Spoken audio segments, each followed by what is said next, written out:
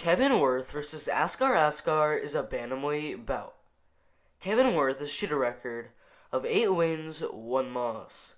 Askar has shooter record of 10 wins, 1 loss.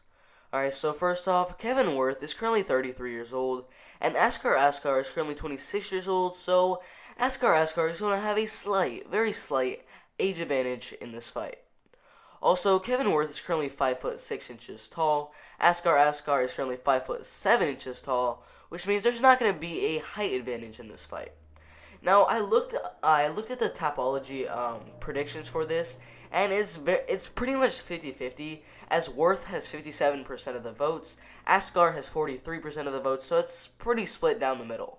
Alright, so Kevin Worth started off his career very well in KOTC. He ended up winning his first fight by second round rear naked choke submission, followed by 3 unanimous decision wins in a row, which got him into the LFA, where he ended up fighting an undefeated fighter at the time in Isaiah Gutierrez, who he actually ended up beating by third round a head kick KO.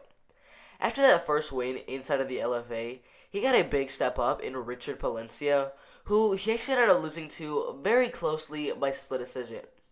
After that very close loss to an undefeated fighter, he went back to KOTC, where he got a unanimous decision win over Geoffrey Villarreal and a second round rear naked choke over Carlos Fuente Jr. in KFC.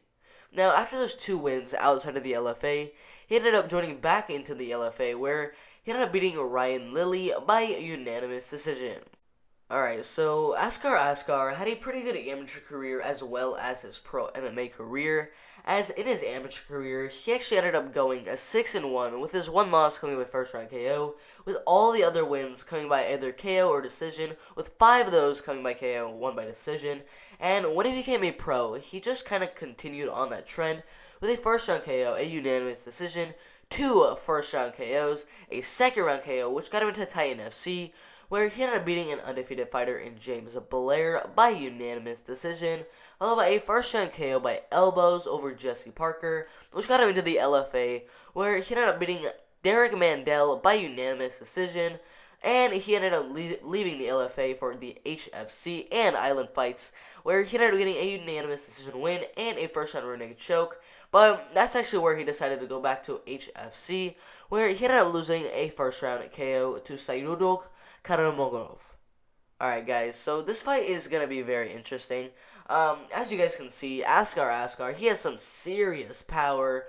A lot of the people predicting this fight are really predicting Askar is going to get a KO in this one. For Worth, none of them were really saying KO. Like, literally, if you check the predictions on there, 1% say that Worth is going to get his win by KO. 96% say they're going to get the win by decision. So, I mean, a lot of people are leaning towards Worth by decision. That's like the main consensus on here. And I mean, if he doesn't get clipped in the first or second round, I could totally see him winning the fight by decision, because Askar likes to throw a couple bombs every single fight, trying to hit that nice shot, kind of like Tyron Woodley does. But I think Worth can kind of fend him off a little bit, and I think this fight will go to decision, and that leads to my decision. I think Kevin Worth is gonna get the win by unanimous decision. Alright, if you agree, disagree, or have something to say, make sure to put in the comment section below, and I'll answer back to every show in those comments. Make sure to like, subscribe with notifications turned on so you don't miss the absolute best MMA content out there. It's been fun, but I'm out of here.